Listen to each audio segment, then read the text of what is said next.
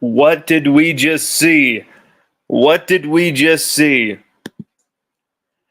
College football is the gift that keeps on giving, my friends. Oh my God. Whew. Just let's all take a collective breath for a second. Or who cares? Who cares? Let's just go with it. Let's just go with it. LSU pull off the unbelievable, the third comeback of 5 games this season, down 17 to nothing, to win 21-17 on the road at Auburn. But it was how they did it that just blows the mind. Blows the mind. Oh my God. Whew. Whew. We are doing a special fundraiser for our friend Duchess, of her family, and her affected by Hurricane Ian in Florida. Her Cash App link is not only down below, but we're going to be linking it all throughout the night. Right there, $ Chettykins3. You know her, you love her. Let's help her out. Let's do something awesome for someone that we care about, who is in a moment where, having your house go through something like that in a hurricane. I can't even fathom it, because I live somewhere like Utah, you know, where we don't have hurricanes. We have like earthquakes and random other stuff. But a hurricane, I can't even imagine it. And so we have to help when these type of things happen. We have to help, and that is the way that we can do it, to help someone we personally know directly, how we can get them help. That is how we can do it right there. That is what we can do. I'm going to be sharing this right now. Send in your comments. Let's get everybody gathered in here, because God, my God, I want to get everybody's thoughts on what an unbelievable game this was. What a wild ride. What a wild ride. The Greg Brooks interception, are you kidding me? He stole my face at the same time.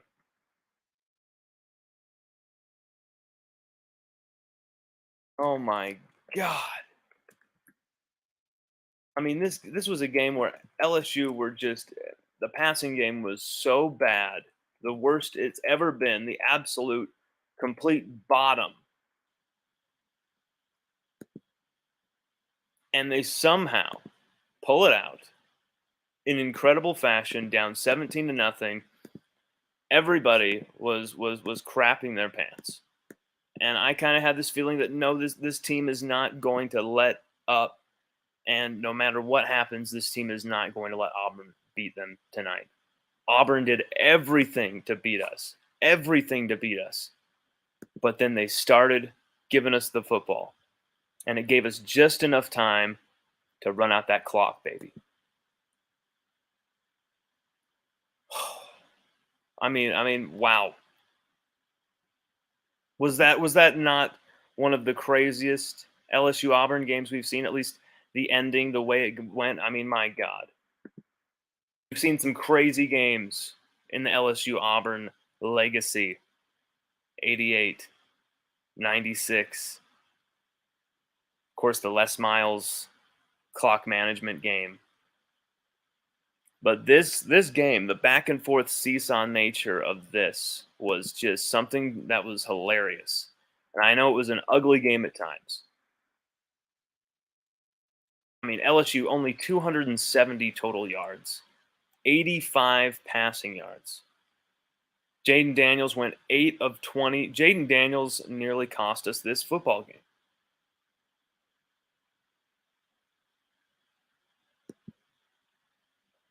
I'm not trying to say, hey, this, point out blame and absolutely destroy people or what, try and be an asshole. But we have to throw the football. I don't know why we're not throwing the football.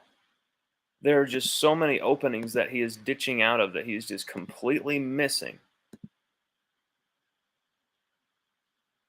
easy routes. Get these guys going, and we just cannot do it. We just cannot do it time after time after time. And so you've got this really bad offense from LSU. Horrible offense from LSU. Without the rushing game tonight, without Josh Williams grinding out first down after first down tonight, I mean, where would LSU have been? Where would LSU have been? Josh Williams, I know, 68 yards, 17 carries. It doesn't look sexy. But without Josh Williams pounding it away like that, LSU can't sustain any of those drives, any of that comeback. A 14-point second quarter that bridged the gap. All started by the B.J. Ojolari strip sack right to Jay Ward for the scoop and score. Jay Ward's second defensive touchdown of his career. Oh my God. I mean, what a play by your two veterans, just stepping up when LSU needed a moment, LSU needed a spark, and here it came. Huge. I had a feeling right then, this is how it happens. This is how it happens. This is an Auburn crowd that are terrified right when they see the cracks starting to begin to show.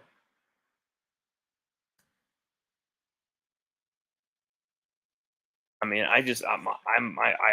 whew, my brain is frazzled right now after that. That was insane. I need to even like get a grasp on what we just saw. Like, holy shit. That was a game of utter ugliness from LSU's offense for 3.5 quarters. Kayshon Boutte with 2 targets all game. 2 targets. 2 targets. 2 targets for Kayshon Boutte. 2 targets. I can't say it enough. 2 targets for Kayshon Boutte. That is madness.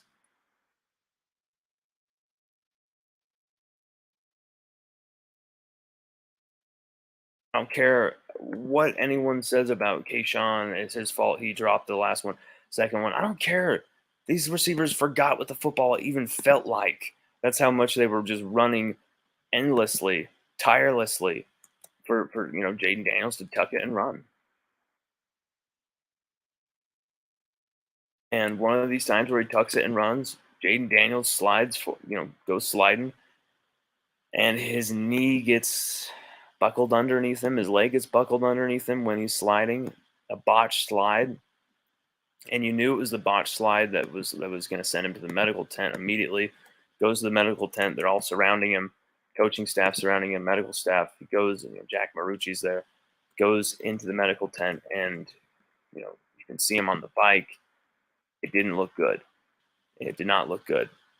It doesn't look like it's a season-ending injury or something like that. I would never say something like that. I don't think it even is that. To be honest, it looks a lot less of a problem than that. But at the same time, Jaden Daniels goes out. Garrett Nussmeier comes into a big moment. 10:43 left in the fourth quarter versus Auburn. The redshirt freshman is on the field leading LSU, and what happens? He overthrows it, and Brian Kelly goes right in his grill, lighting him up, and you wondered how LSU were going to get out of this game with 10:43 left. How in God's name were we going to get out of this game?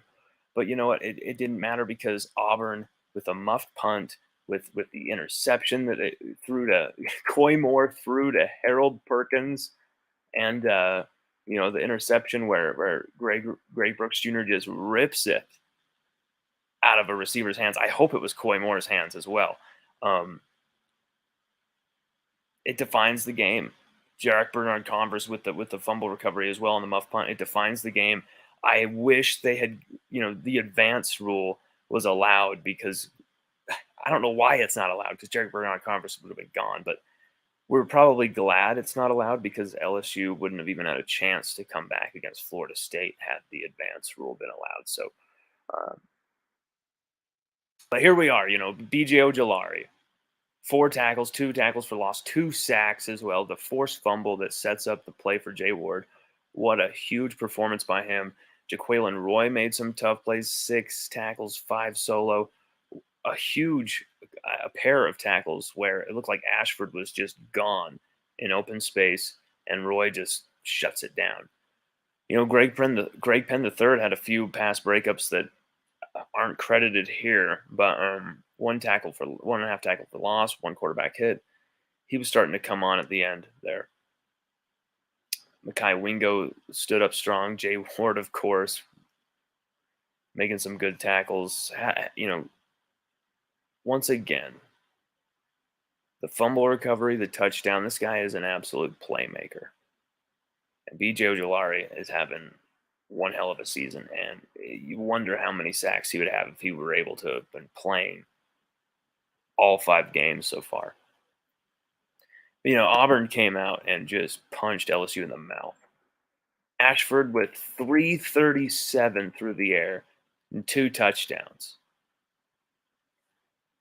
I mean, they were just cooking us. They're 6 of 15 on 3rd down, and a lot of their screw ups came in that second half. What a day to be a Tiger. You got Coy Moore catching 4 for 55 and kind of rubbing it in LSU's faces, kind of talking trash to Jaquelin Roy at one point. Him and Jaquelin Roy had kind of a standoff. And then it all comes down with Coy Moore. They get, Brian Harsin knows he's out, and so he gets crazy, going for it on fourth and 10, going for it on 4th and 11.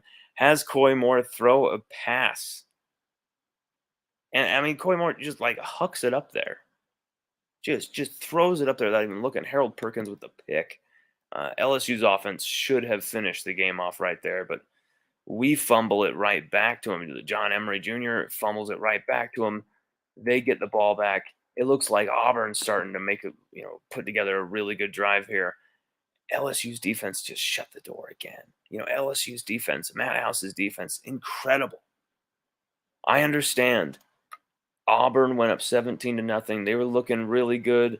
They averaged 6.3 yards per play on offense. Auburn did. They had 21 first downs, 6 of 15 on 3rd down. Not too bad. 337 through the air, 101, only 101 on the ground, actually. We held Tank Bigsby to 45 yards off 12 carries. Just 45. So we hunkered in on the ground game, shut that down, eliminated that. They did have some chunk plays, but it was through the air where Ashford was really able to kill us. And they had some big plays. One of 61, one of 53. Coy Moore had one of 31. Fromm had a 35 catch. Kelly had a 25 catch. Brown had an 18-yard catch. Almost everybody on the team, even Tank Bigsby, had a 9-yard catch. So, yes, they were – wow. They threw it like hell on us. And conversely, you look at LSU on offense, they couldn't throw worth shit. 80 yards passing. 80 yards passing. What an absolute disgrace.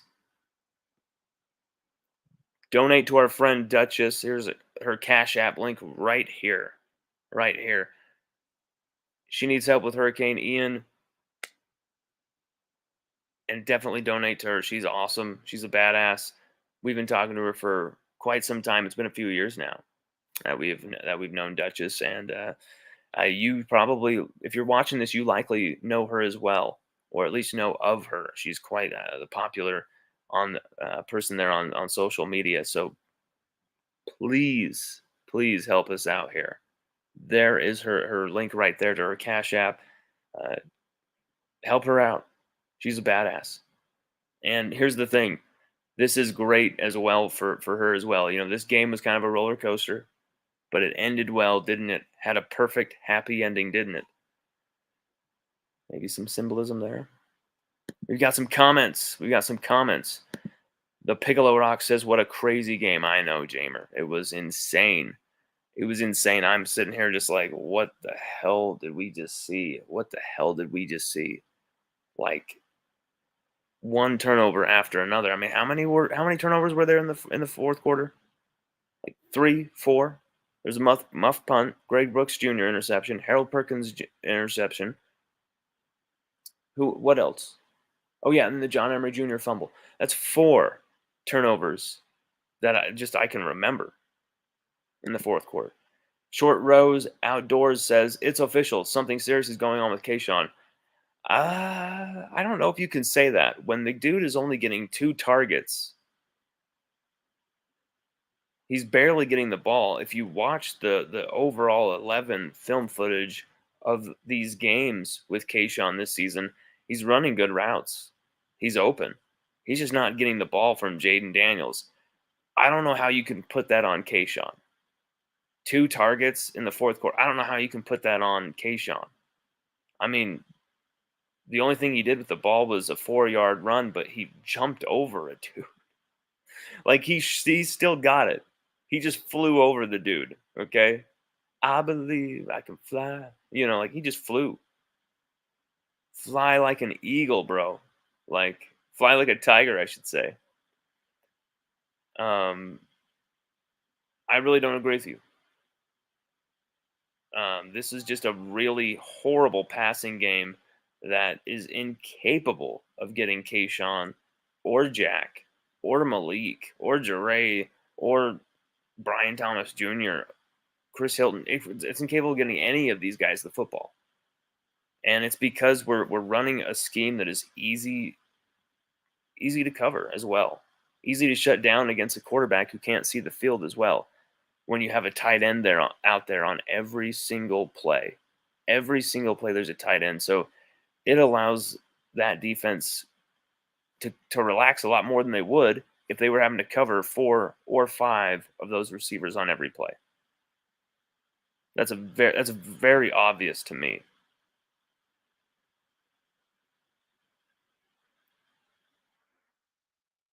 Ray, am I saying that right? Ray Johannes says Booty knew the passing game was bad from camp. It makes sense now after 5 games.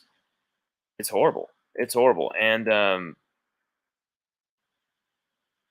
I thought it would surely get better. But when I read in the media this week, people like Brody Miller called Jaden Daniels' passing game decisive in a quote from some paper that he was being interviewed by about LSU, Auburn, and he said that Jaden Daniels' passing game was improving and said he was being decisive with the football. It was that decisive? It didn't look decisive before. Yeah, he made some nice third down throws that he should be making to Jure Jenkins. Yes, it's like when he makes a throw, we're like, yes, give him an Oscar. Give that dude a damn Heisman for making that throw. Like, he's a quarterback. He should be making those throws. He's a quarterback. And yet, when it comes to the very simple, obvious plays, they're just not happening. And yes, it's kind of a contradicting thing because the next play he'll make some unbelievable rushing play where he's dancing past guys and he's making all these moves and he's getting the first down, and it's amazing to watch. It's entertaining as hell. But then you look and you see the receivers just kind of like shaking their heads because they're just like, we're running and blocking our lungs out and we're getting nothing from this. And then when the ball finally comes to them, there's some fatigue that goes with that. 1 second, my food is on the on the thing. So just 1 second. Be right back. This is LSU Auburn with LSUODYSSEY.COM, presented by DoorDash, who is dropping off the food. Rivers is barking at the door, and the imaginary person he believes is trying to sneak in. There's no one, just silence from Rivers.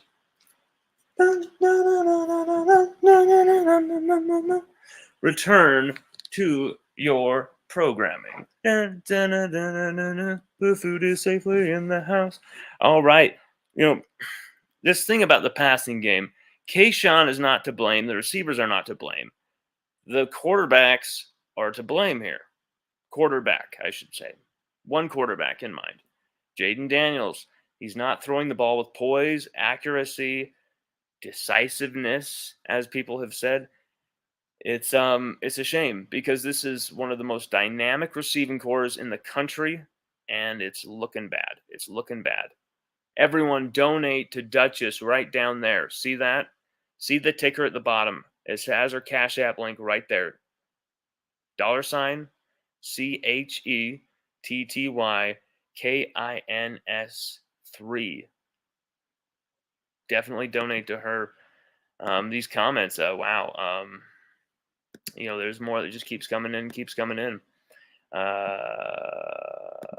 Brian Alfred says, almost can't believe we pulled that. I can, because this team has shown you before that they can. They should have beaten Florida State. They just had a horrible mental lapse on that PAT. But once again, LSU playing like utter garbage for 3.5 quarters and still getting wins. What does that tell you about Brian Kelly and what the program he's building at LSU? What does it tell you about the program he's building at LSU? That this is a mentally tough group who can survive no matter what happens out there, no matter what adversity they're facing, no matter what odds are stacked against them, no matter how out of the game they are. They can still contribute. People ripping on Booty, you don't also might not remember this, but Booty took a shot right to his knee standing on the sidelines from someone coming running into him. I think it was Brian Thomas Jr. It was a nasty shot.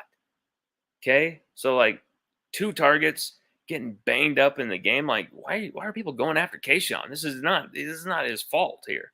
Ridiculous. And for anyone to go after the receivers tonight, you're not watching the game. You're not watching the game. This is a quarterback missing throws. And as Brian Alford just says, this is the defense definitely saving us tonight. Brian, you're correct right there, my friend. This is the defense saving our asses tonight. Yes, they gave up 337 through the air, but they buckled down with only 101 in the running game, only 45 given up to Tank Bigsby, only 6 third downs, and 0 points. Once again, 0 points throughout the entire second half of the football game. 0 points. I mean, damn. 0 points and 4 turnovers collected.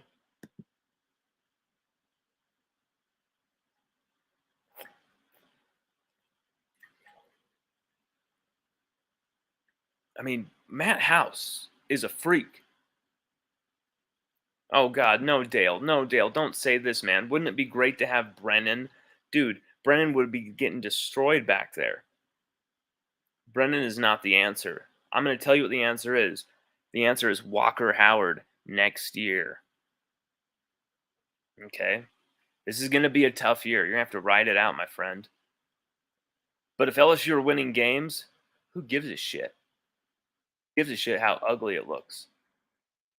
Matt House and that defense, their backs are against the walls. Doesn't matter what is going on. Clamping it down, man. Even when they have adversity going against them, what Robert Steeples did with those defensive backs. This game shows the type of coach Robert Steeples is. And if you deny that, you're a fool. Look at the utter difference and the adjustments in coverage for LSU in this game from first half to second half. Yes, there were still errors. Yes, there were still mistakes. Yes, they gave up 19 completions and 337 yards and 2 touchdowns to a freshman quarterback at Auburn. I understand. Okay. They also had 2 interceptions. Only 3 official passive breakups, where they actually had a few more than that, and really buckled down big time. You saw Mekhi Garner make a few plays. You saw Joe Fouché actually forced a fumble, even though he was kind of mixed in his return. Jay Ward was huge, of course. Greg Brooks Jr. I mean, he was pretty quiet tonight, and then he makes that play. That's going to be a defining play for him. I mean, it's Honey Badger esque to rip that damn thing out of that guy's hands and just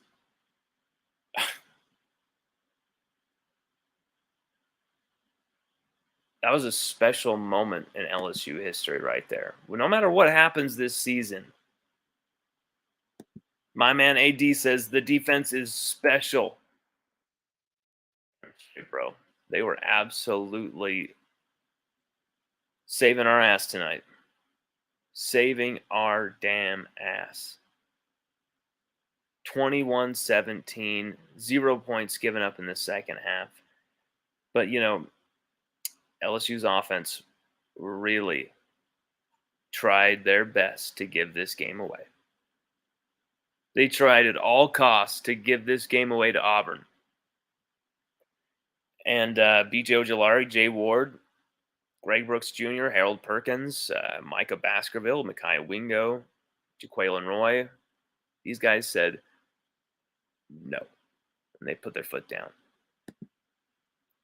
AD says this is LSU versus Auburn in a nutshell. Yes, it was, my man, and that's why it was so epic. And you knew I had a feeling that LSU were going to win this game. Even though it was going so bad for us, it was just like, we're going to win this game somehow. I don't know how the hell we're going to, but we're going to figure it out. We have good enough players. Somehow, at some point, they'll go, oh, maybe we should start giving Jack Bex the football. Oh, maybe we should start throwing it at Malik Neighbors. Oh, maybe we should start doing. And even though they never figured that out, they at least realized we should at least keep giving it to Josh Williams. And they let him run out the clock there at the end. But it was through the grace of those turnovers. And the grace, John Emery Jr. had that explosive moment. Yes. He had his 4th fumble in 3 seasons. Yes, I understand. His second lost fumble as well of this season too. And I think maybe in back-to-back games. 8 carries for 42 yards. But that game-winning touchdown where he breaks the tackle and goes just accelerating to the end zone. If he can hang on to the damn ball, John Emery Jr. putting the package all together, this could be a very special last few games of the season for LSU, with John Emery Jr. potentially being running back 1. Or is it really Josh Williams' job after tonight? Because Josh Williams was a beast. Everybody right there, donate to Duchess.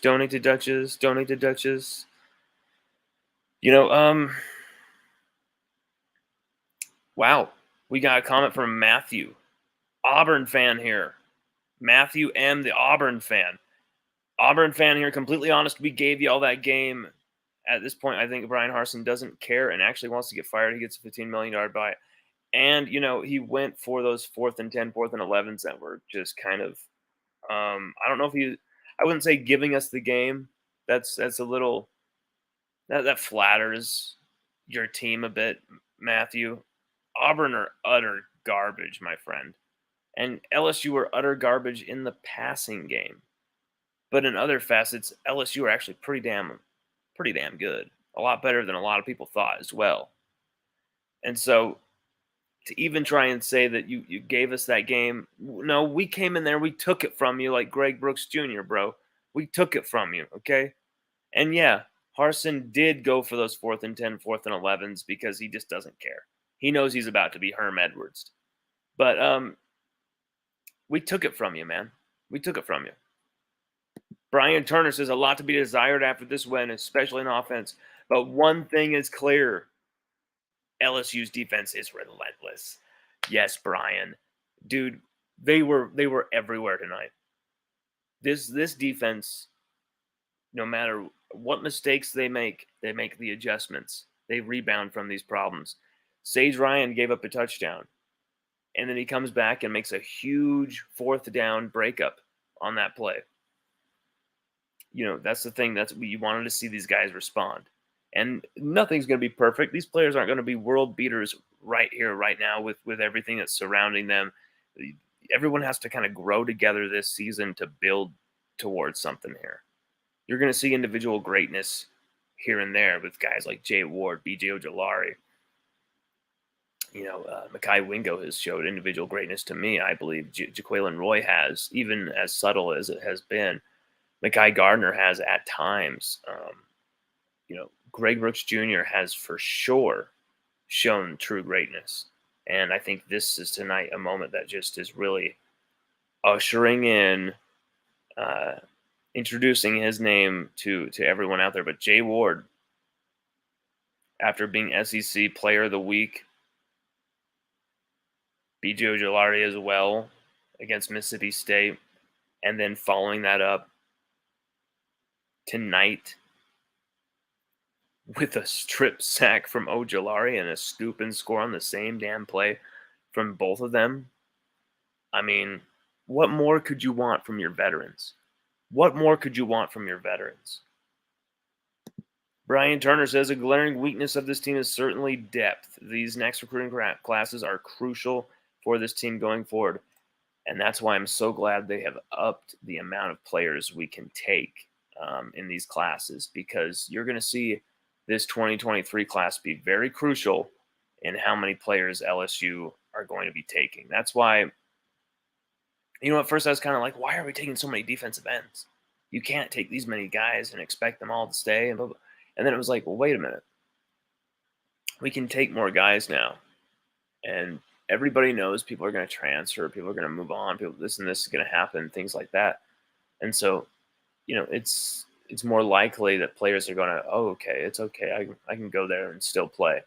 And so you're going to see a lot of thicker, deeper classes here. 2023, our class right now, LSU's class, not only is it top 5 class, it's going to get even better here in the next few weeks, because when you see some of the top defenders in the country who already like LSU a lot, already see Matt House wearing a Super Bowl ring, taking that defense to another Super Bowl as well, back-to-back seasons, coaching with guys like Tyrann Mathieu, players like that. And then you see him, developing guys like Daniel Sorensen. And then he comes to LSU. And in his first season with a really tough roster, half made up of transfers, half made up of returning guys who are uncertain, guys who are inconsistent, guys we didn't know much about. And for them to be able to do this, that is an elite coach that we need to do everything to hang on to. And I mean anything. Make him assistant head coach.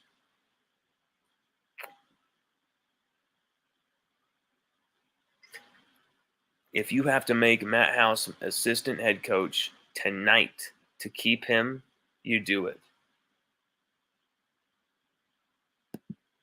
Rise Life says, I'm so happy Harsin let LSU win now. He is fired. Phew, I'm a glad Auburn fan. This rhetoric of you let LSU win. No, your own ineptitude, reared its ugly head with the muffed punt. I'm sorry. And LSU are inept, having a lot of ineptitude this season. We're not going to hide from that. That's just the truth. But don't you try and hide from your own. Okay, come on. We can't throw the football with a dam, but we have a lot of interesting facets in our team that have a lot of elite players that are going to be playing in the NFL. I don't see that with Auburn. Tank Bigsby, of course. Is Ashford going to be a quarterback in the NFL?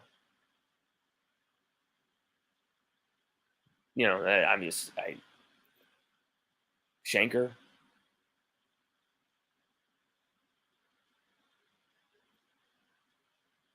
Coy Moore.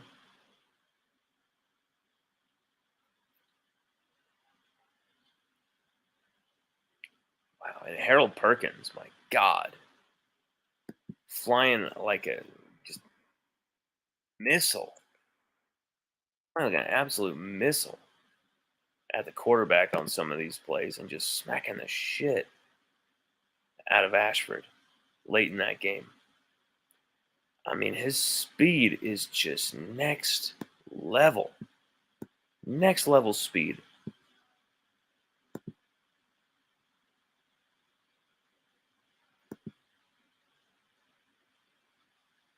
I mean, that was beautiful what we saw tonight. That was what makes college football so epic, isn't it? That's what makes college football the best sport in the world, in my opinion. All right, I'm gonna look at. Here we go. Ooh, okay. No season grades yet. No game reports for the Auburn game, sadly, on Pro Football Focus. I'll probably be coming out tomorrow with them. But wow, you saw at least 4 or 5 pressures from B.J. Ojolari tonight. It's just relentless. Another thing I want to ask: why is Mason Taylor in every single snap? I love the player. I love the young man. I think he's a great young dude.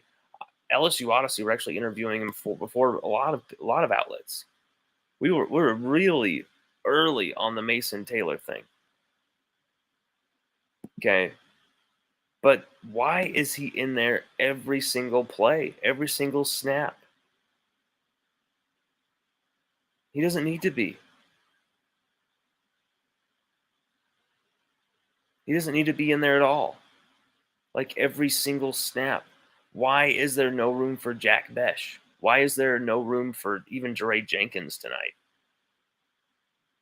You didn't see any targets really towards Malik Neighbors, any sustained targets.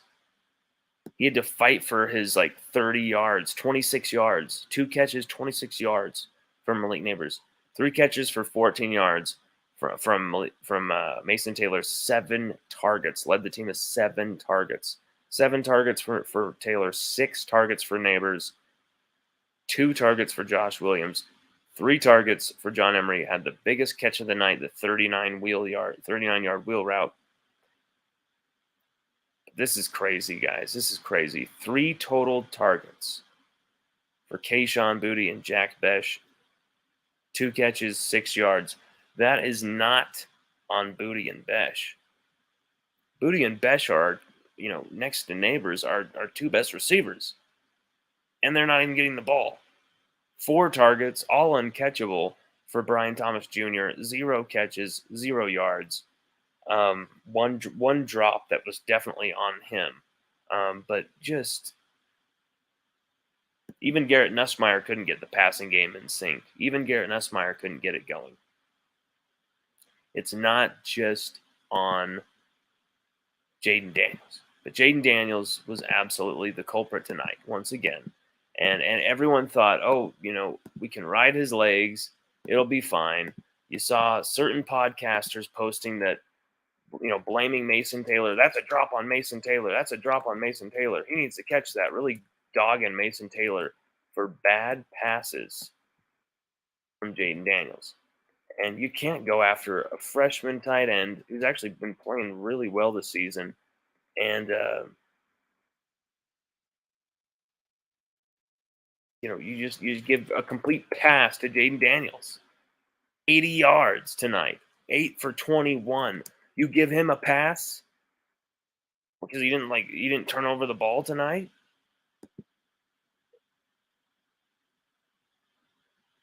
40% completion percentage. 8 of 20.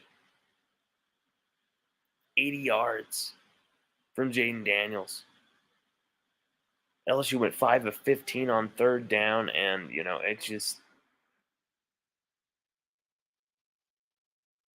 I don't know how we escaped this game, but it's really just our defense turning the tables and Auburn just giving us the ball, and John Emery Jr. scoring that touchdown. John Emery Jr. scoring the touchdown. Jaden Daniels having a sneaky rushing touchdown. It was turnovers, and we absolutely made Auburn pay with those turnovers, but just enough. It's not going to be good enough to really go toe to toe against the best offenses in the SEC, who are really going to cash in every time we give them the ball. I mean, though we have such a great defense, you can't just leave your defense on the field for 60 plays a game and expect them to keep the score under 35.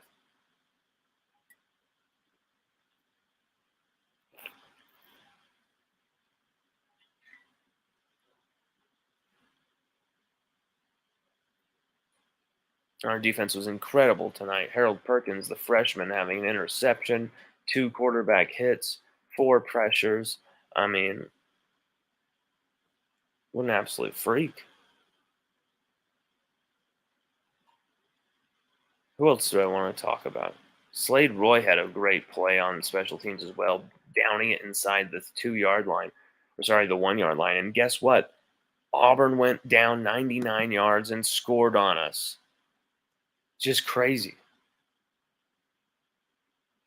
At that point, you really have to chalk it up to our defense being like just worn the hell out. But I want to talk about something that really kind of affected everything, especially LSU's sluggish performance, I think, from the outset. Sevian Banks, on the opening kickoff, lowers his head, dips the crown of his helmet way too low. It's an obvious targeting call. It's an obvious, like, helmet to helmet, just basically like a spearing type of formation.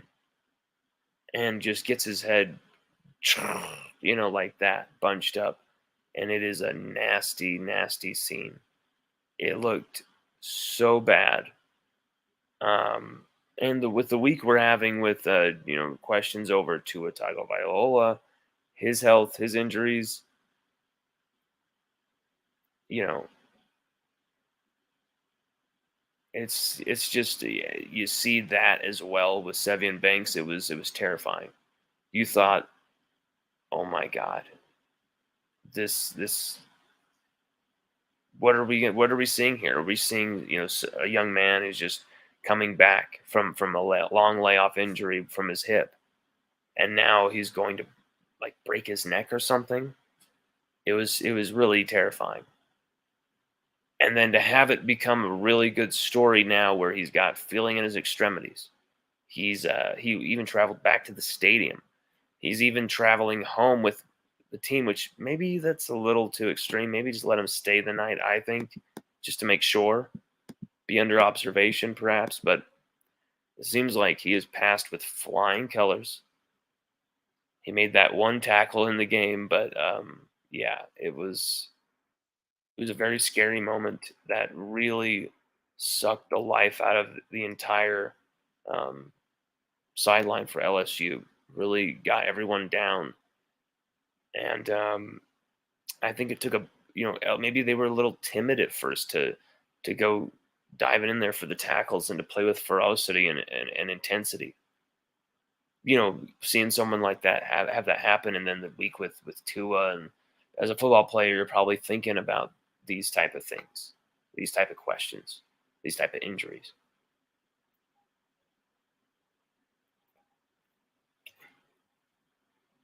And I think you saw LSU have a sluggish start because of that, but then LSU just turn it around.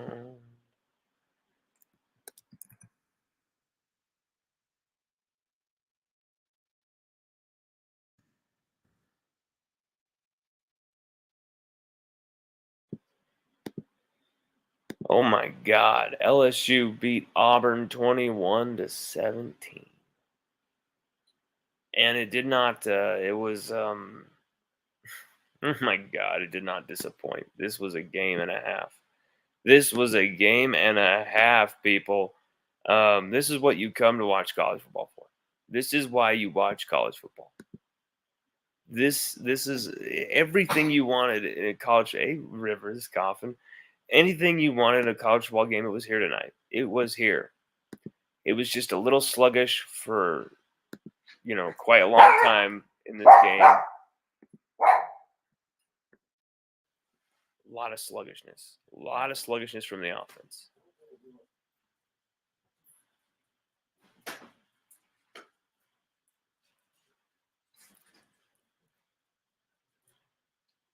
And look who's back home. LSU pull it out 21-17.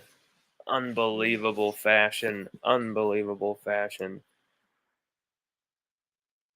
How did it happen? How did it happen?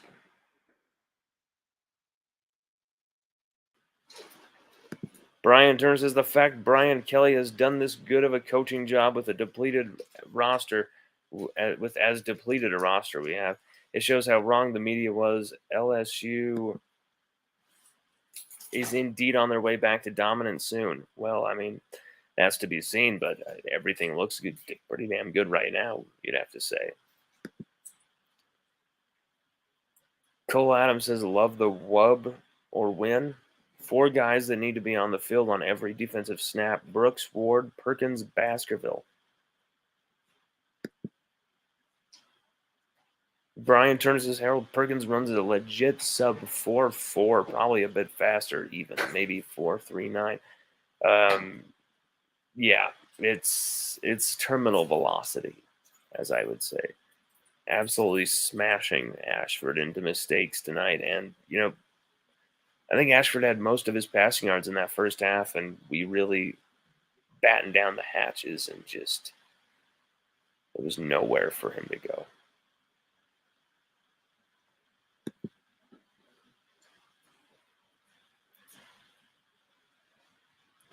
Whoa, Big Scrappo says Brian Kelly need to yell at Jaden Daniels same way he does Nuss. Yeah, I posted a video with that because it was a little unfair, I thought. A little unfair.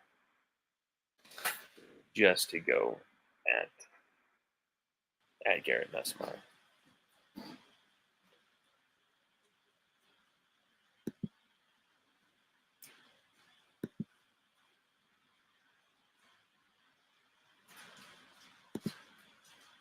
I'm just looking at these receiving numbers, and it's just a joke. I mean,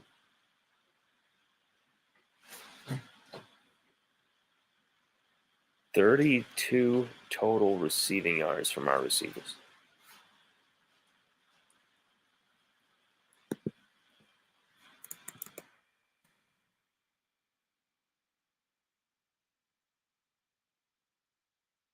I have to put that up. That is just incredible. LSU receivers with 32 total receiving yards. 32 total receiving yards from LSU receivers.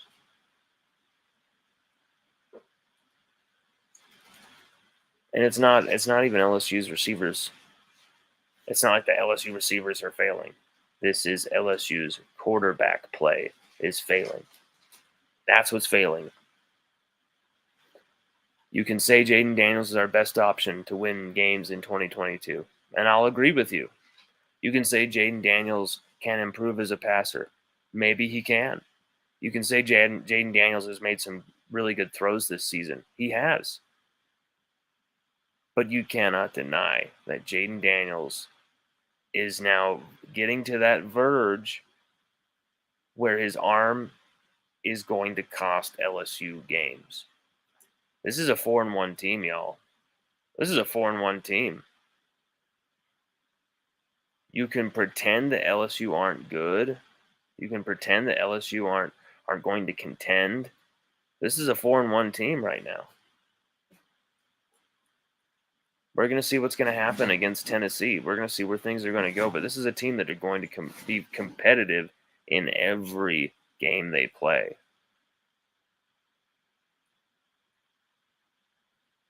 So I just think, what are LSU going to do at quarterback? How are we going to get our best players to football? Our running backs going to, are we going to try and have our running backs win every game for us?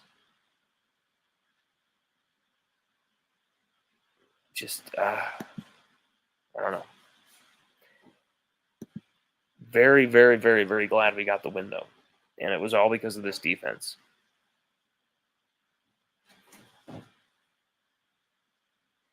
I just it's you saw our offensive line really having some struggles. You saw the two freshman tackles, Emory Jones, Will Campbell. You saw them have their first struggles in their career for LSU. Well, actually, I take that back. Will Campbell had struggles in the week 1 against Florida State, but struggled once again for the first time since. And just it wasn't a bunch of huge mistakes by Will Campbell or Emory Jones. It was just allowing just enough pressures to Jaden Daniels, and then Jaden Daniels would run himself into these situations. It wasn't, these guys getting straight up beaten, and then Daniels is back there in the pocket getting smashed. It was more of like they would get slightly beaten and then start, trying to work it one way or the other, and then Daniels would run himself right into a sack.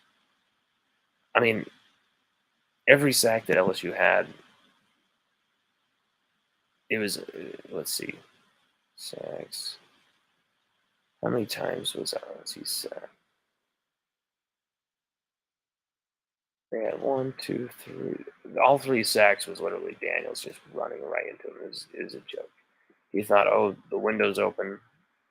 I see daylight, and it would just close.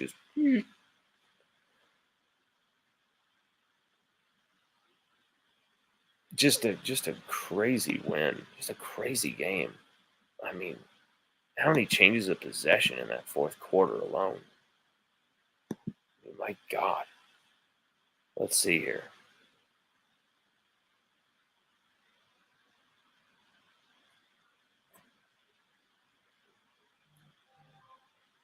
Four drives,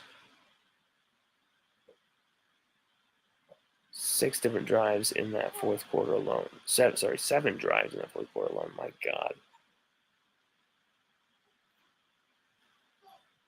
Fumbles, punts, interceptions. This game was just crazy with the bizarre muff fumbles again. Once again, special teams plays come back to haunt LSU. No, come back to help LSU once again for helped us against Mississippi State, and now it helps us once again against Auburn.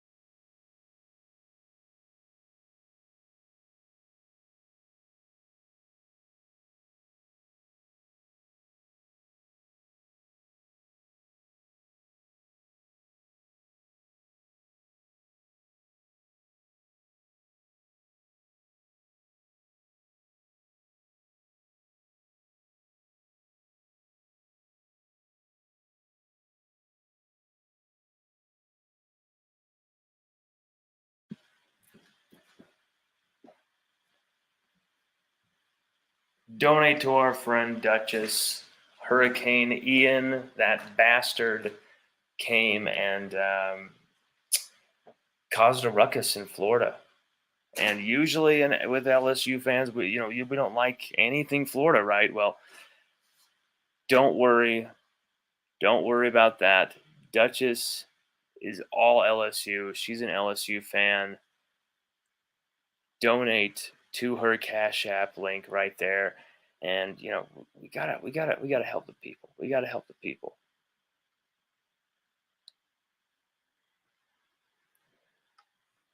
I'm not sure how well the Red Cross do in actually helping people, but this is a way where you can actually donate to someone and they can actually use the money right then on things that they need right then. Help Duchess. This was crazy, everybody. This was crazy.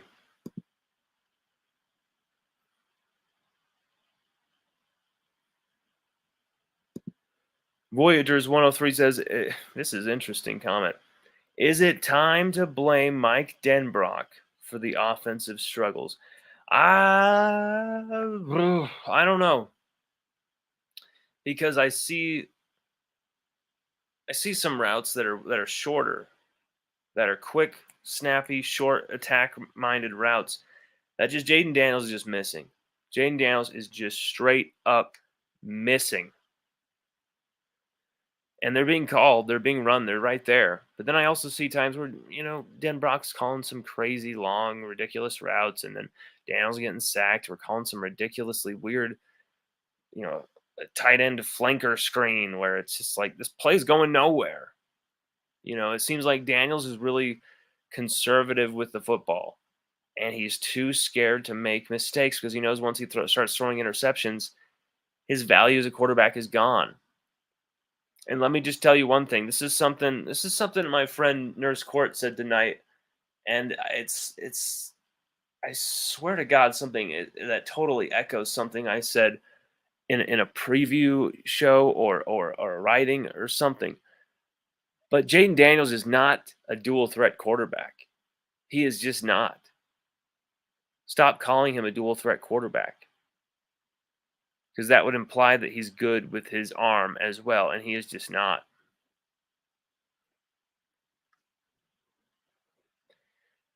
Buddy Romero says, off the wide receivers starting to look like they are not having a good time out there. Bro, they were not having a good time out there from week 1 to now. I mean, it's been hell for them.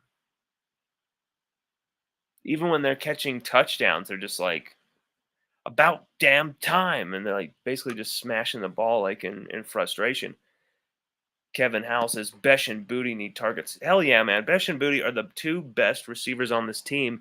Here's the thing, if you actually get Besh and Booty involved in the rhythm of this team and this offense, drive to drive, it'd be remarkable how much more rushing lane Jaden Daniels would have.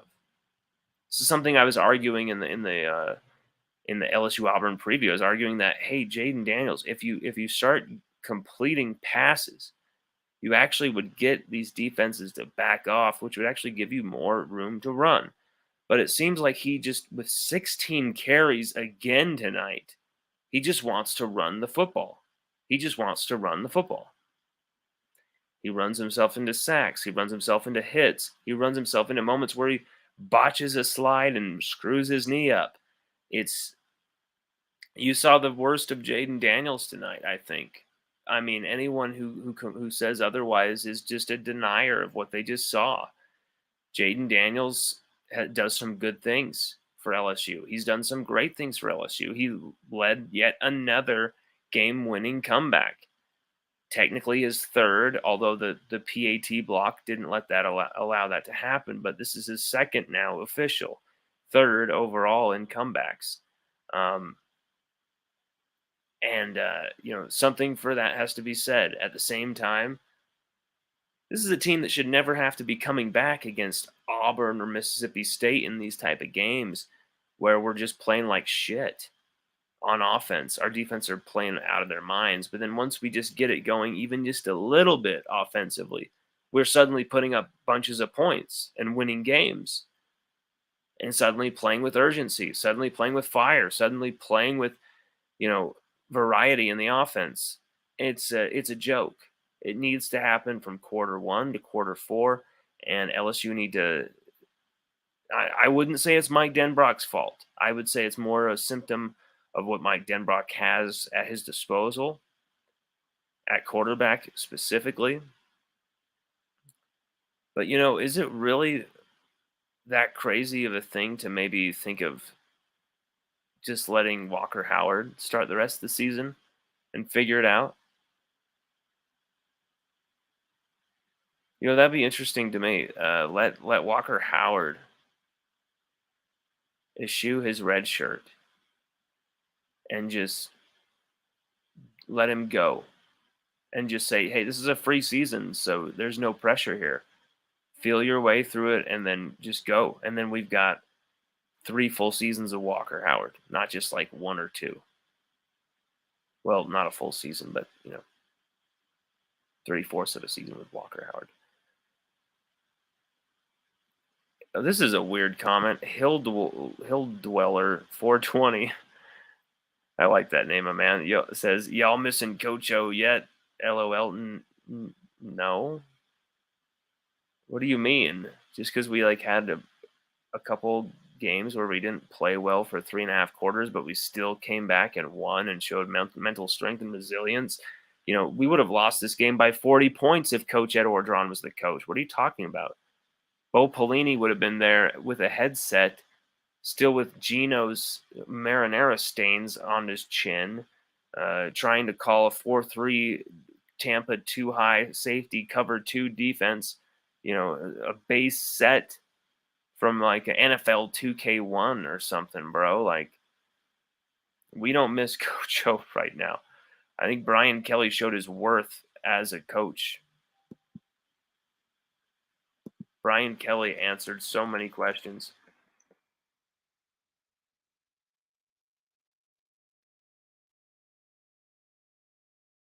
Brian Kelly silenced a lot of critics tonight. LSU silenced a lot of critics tonight.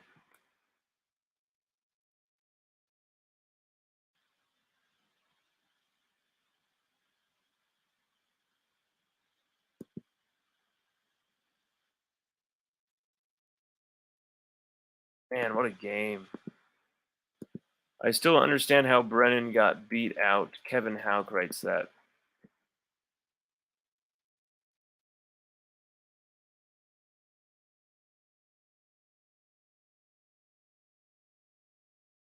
Miles Brennan didn't want to play football. Do you not understand that? Miles Brennan did not want to play football.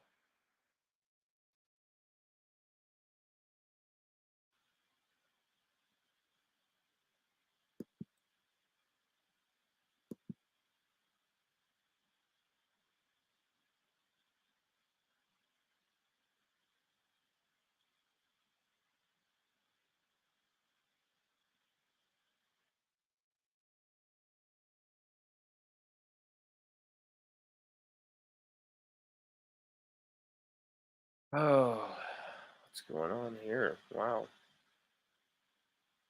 People, the new Glenn Gilbo. Someone just called me the new Glenn Gilbo. Wow.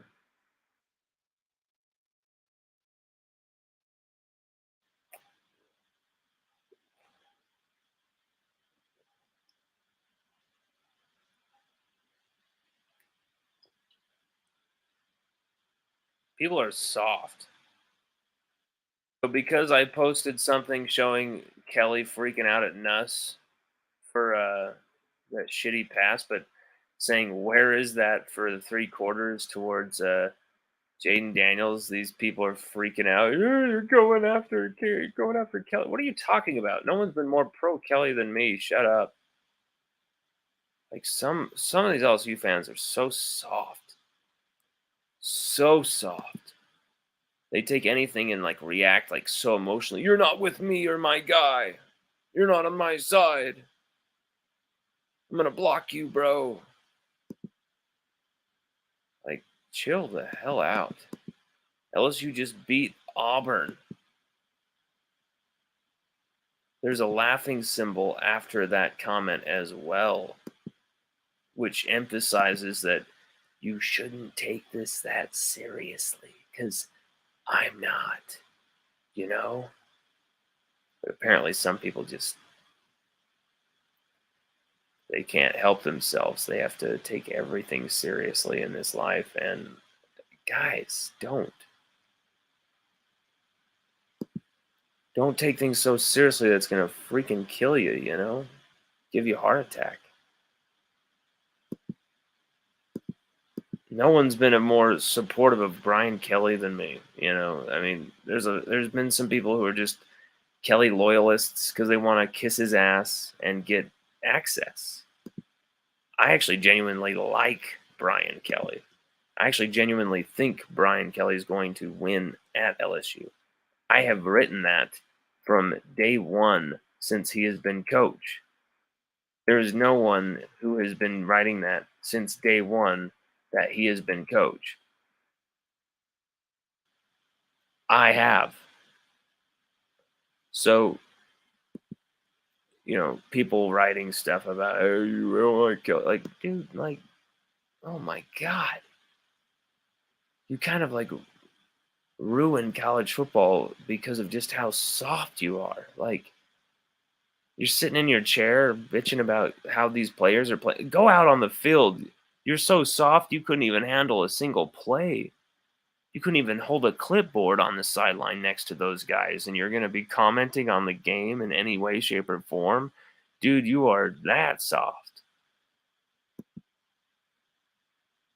Anyway, donate to our friend Duchess. Donate to our friend Duchess. Hurricane Ian spoiled her weekend, was an asshole.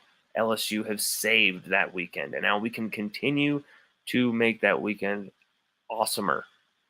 Donate to her $sign CHETTYKINS 3 Shettykins. Duchess, the Duchess, the Duchess, the Duchess. Interesting stuff. Interesting stuff from LSU because once again, everyone's ripping on our special teams, saying our special teams are still playing like crap. And for what I think the third straight game, our special teams get a turnover, create a turnover. I don't know who else's special teams are creating turnovers like nonstop like that. Jay Bramblett's booting it back there, kicking some ass, taking some names in the punting game. It was ugly from LSU tonight. It was ugly. It was gritty. It was brutal. It was psychologically adverse from the first play of the game with Sevian Banks going down. It was a mental test, not just for the players, but for the coaches, for the fans, for everybody with LSU, anyone invested in LSU football. But from the moment BJ Ojulari stuffed his face into Ashford's helmet and disgraced him to the ground, sending the ball out from his grasp and into the chest, into the hands of Jay Ward, going the other way for a touchdown. From that point forward, I knew LSU were coming out of Jordan-Hare with the victory. When LSU defense scores a touchdown, I swear to God we're undefeated. There's just too much swagger, too much shithousery to overcome when you're facing an LSU defense that good, that dynamic, that badass, that intense.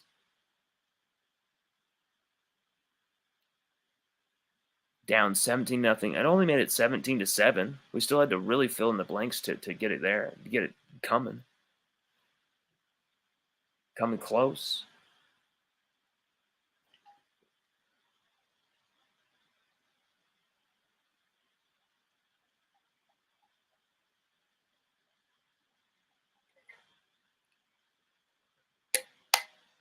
They pulled it out with receivers catching 32 total yards. 32 total yards. My God. My God. Let's do our MVPs. Let's do our MVPs for the night. Our defensive MVP, looking at this, I'm wondering. And I think it really can be only one person when you really look at it. And, I think this is the person who kind of changed the game, basically. And yeah, maybe someone doesn't recover his forced fumble, but I think he changed the game with his play. And B.J. Ojolari, 4 tackles, 2 sacks, 2 tackles for loss, 1 forced fumble, 1 created defensive touchdown. And you know what? We can add to that 5 pressures and 3 quarterback hits as well to make that even more definitive. Oh, it didn't. It didn't save my changes. Oh well. B.J. Ojolari, 2 more sacks on the season, 2 tackles for loss, huge forced fumble, strip sack, created that defensive touchdown that turned the tide of this game tonight. Right, down 17-0. Down 17-0, and then after that play, 21-17 is the final. You can't tell me that play was not the difference in that game. That play was the difference in the game. B.J. Ojolari supplied it. Jay Ward took it home. Jay Ward had a great game as well. Jaquelin White had a great game as well. Harold Perkins was everywhere tonight. Had an interception himself. Micah Baskerville was making some plays. But B.J. Ojolari just wreaked havoc. And I can't wait to see his overall Pro Football Focus premium stat, next level stats, because he got pressures and all of his hurries and his pass rushing grades and all of that. It's going to be outrageous. I bet he had something like a 79, 80% pass rushing grade tonight. He was fantastic. Offensive MVP, this is going to be interesting for everybody. I think this has got to be the dude who does it. This has got to be the guy who gets it tonight. I really can't wait to see how many first downs he was able to rush for. But tonight, Josh Williams has to be the offensive MVP. I know that John Emery Jr. scored a touchdown, but he also fumbled the ball. And so as much as I wanted to give this to John Emery Jr. and was hoping he would bust out, Josh Williams really won this game for us. 68 yards, 14 rushes. I think he actually, I want to say he had something like 6 or 7 first downs of our 20. But, 17 attempts that he's had, not 14. 17. But he had so many different first downs for us, so many rushing first downs. He was the guy that kept drives going for LSU in our comeback. He guided that comeback little by little. And Josh Williams is having the season of his career this year.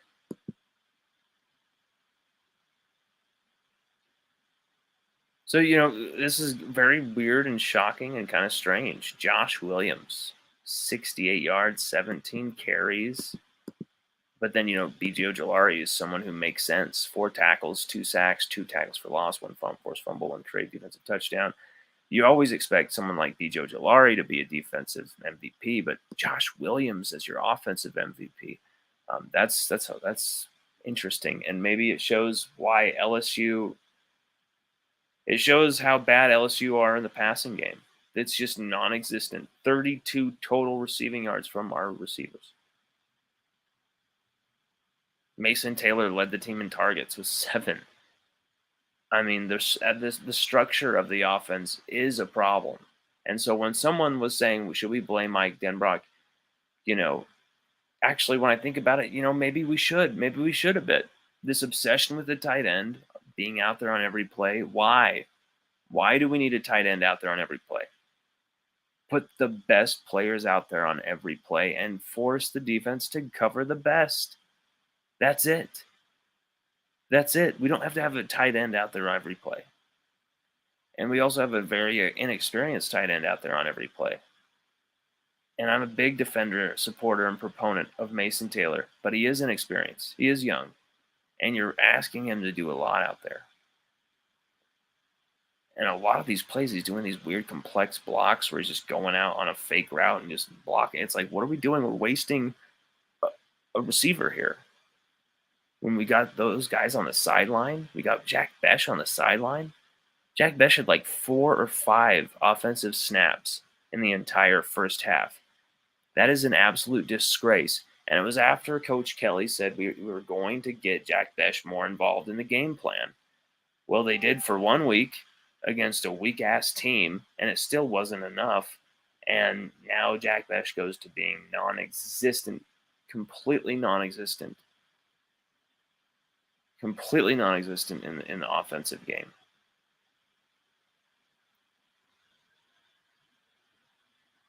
I don't get it. I don't get it. We're running these routes that are going out. We're throwing all on the boundary. Jaden Daniels can't make those throws. And why are we asking him to do it and it's not getting us any yards? Why are we doing that? We throw the ball to the inside, routes that go inward, trajectory of routes that go inward, slants, mesh concepts, up and ins. These aren't that difficult. Like, I don't understand why we're going to the boundary so much. So when someone was saying, should we question Mike Denbrock? Yes, we should. Maybe the structure of this offense is cuckoo for Cocoa Puffs, having a tight end in there every single play. But you know what? LSU are still winning games. LSU are 4-1. LSU just went on the road to Auburn, beat Auburn like we should, while with everything going completely wrong. On a night where everything went wrong for LSU, they still pull out the win, 21-17 on the road in the craziest fashion possible with 4 turnovers in the final quarter. Just get the puck. Like, how many different changes of possession in the final 2 minutes were there? It was insanity.